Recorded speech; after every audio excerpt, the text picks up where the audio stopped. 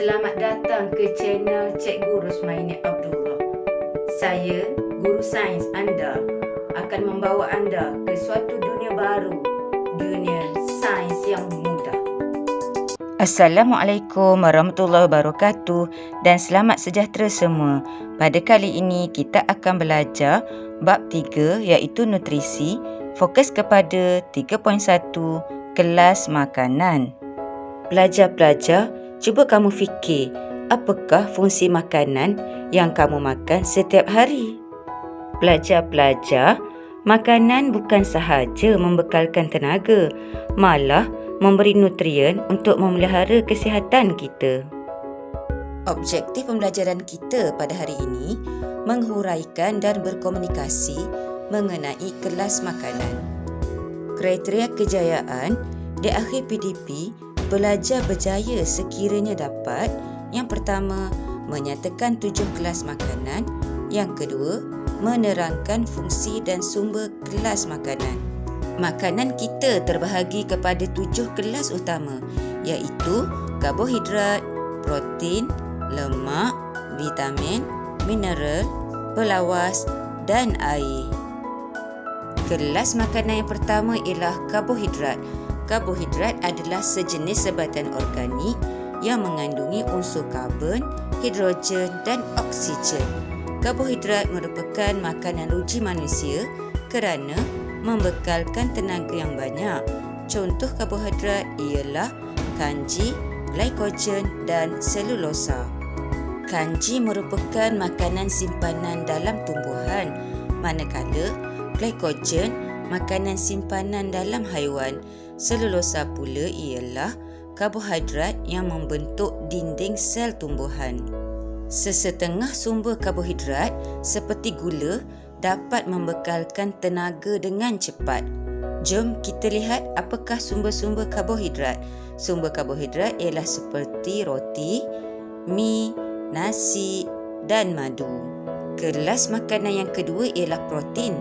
Protein ialah bahan makanan yang mengandungi unsur karbon, hidrogen, oksigen dan nitrogen.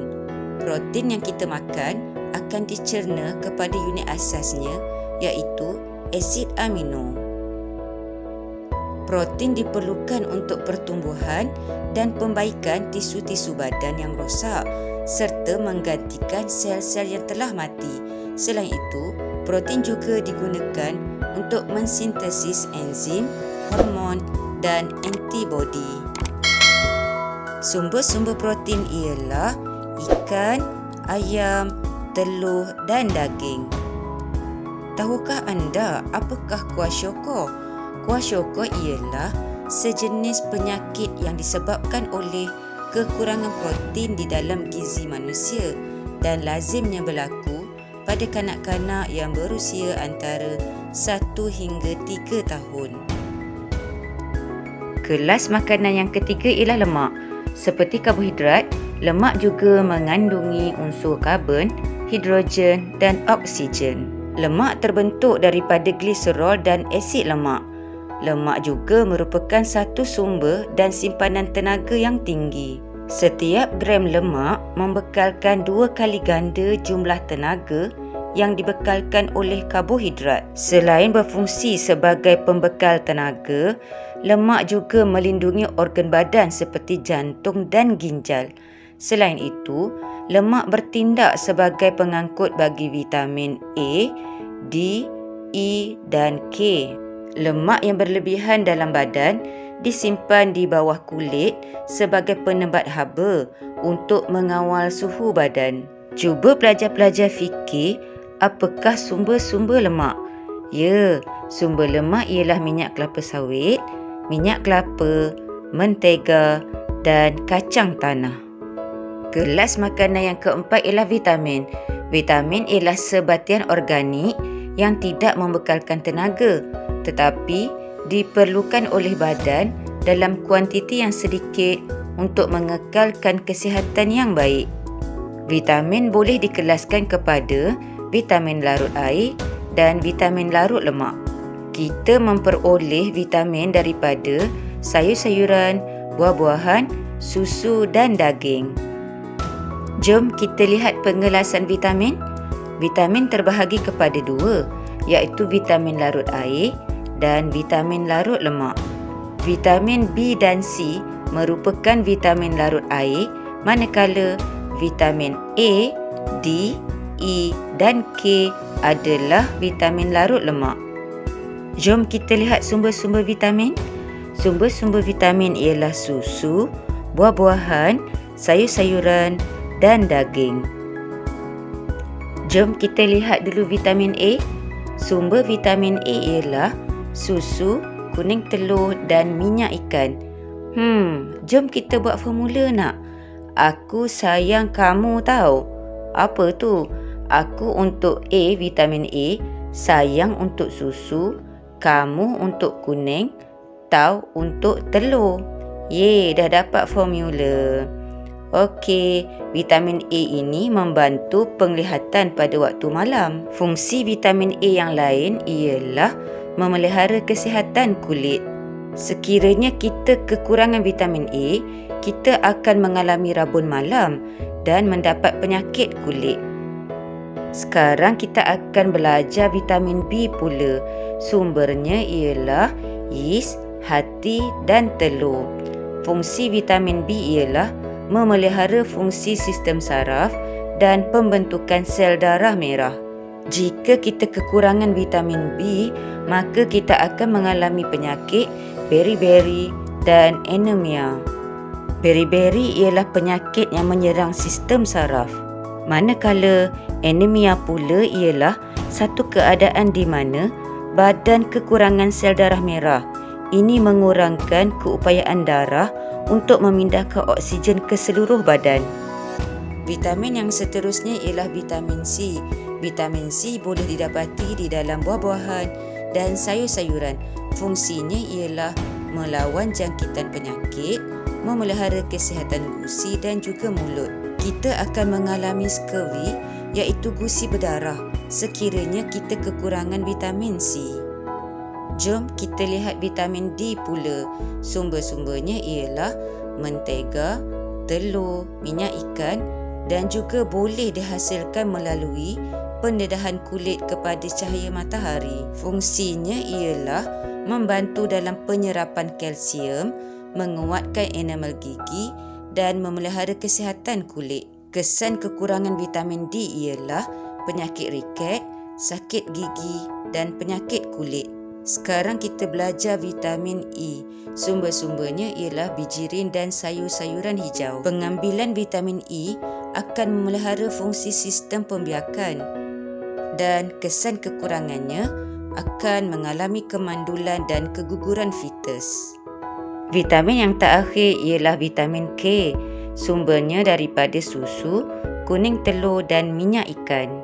Fungsi vitamin K ialah mempercepatkan proses pembekuan darah. Sekiranya kita kekurangan vitamin K, maka darah lambat membeku.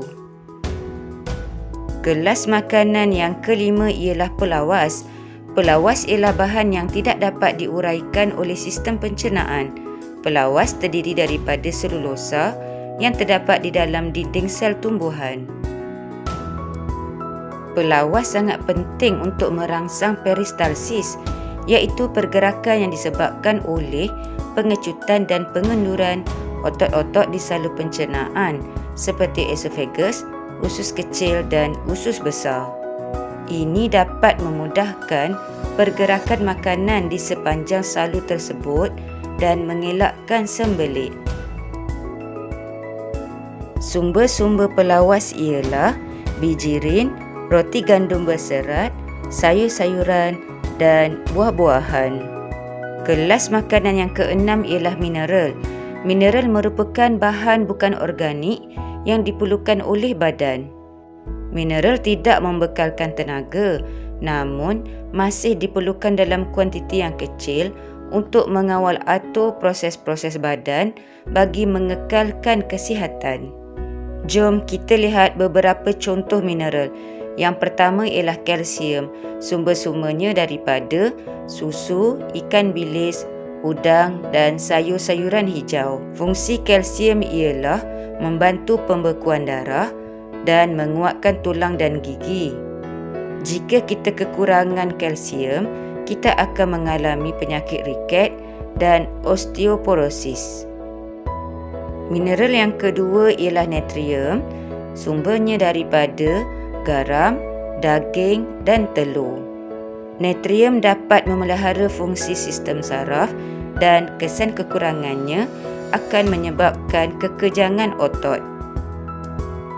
Seterusnya ialah besi, sumbernya daripada hati dan juga daging. Fungsinya ialah membina hemoglobin dalam darah dan apabila kita kekurangan zat besi, kita akan mengalami anemia. Kelas makanan yang ketujuh ialah air. Air ialah sebatian yang sangat penting kepada badan kita. Air mengandungi unsur hidrogen dan oksigen. Fungsi air ialah ia bertindak sebagai pelarut bahan kimia dan medium pengangkutan nutrien dan oksigen ke dalam sel. Fungsi air yang lain ialah ia mengangkut hasil perkumuhan seperti urea dan garam mineral yang berlebihan keluar dari sel serta mengawal atur suhu badan melalui penyejatan peluh. Jom kita lihat sumber-sumber air. Sumber air ialah air mineral, jus buah-buahan dan juga buah tembikai. Semoga video ini bermanfaat untuk semua. Jumpa lagi. Jutaan terima kasih saya ucapkan kepada semua subscribers. Tidak kira di mana anda berada, teruskan sokongan anda kepada channel saya. Jangan lupa like, komen, subscribe dan aktifkan notifikasi lonceng agar anda tidak terlepas video terbaru daripada saya. Terima kasih kerana menonton video ini. Terima kasih.